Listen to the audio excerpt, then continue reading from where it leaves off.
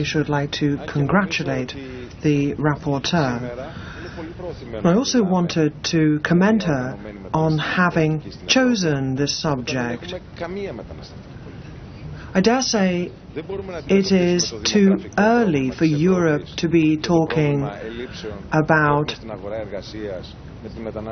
a voluntary migration policy, because right now we don't have any kind of a migration policy. We have labour market policies, but how can we talk in these terms about sectors who have to make up for their own weaknesses by bringing in migrants?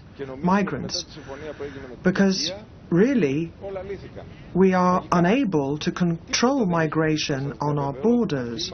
And last year, we had huge problems with migrants arriving in Europe in an uncontrolled fashion. Subsequently, the agreement with Turkey resolved the problem miraculously. And in Greece today,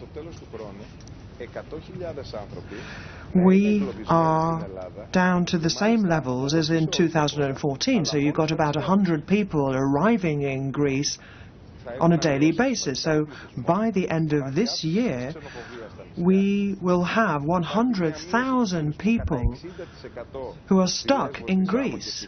And in most cases, they are stuck on our islands. Now, tourism was down by 60% this year, particularly on Chios, Samos and Lesbos, because of this uncontrolled migration. Now, we are now starting to see the beginnings of racist and xenophobic sentiments. So you have a situation in which now, if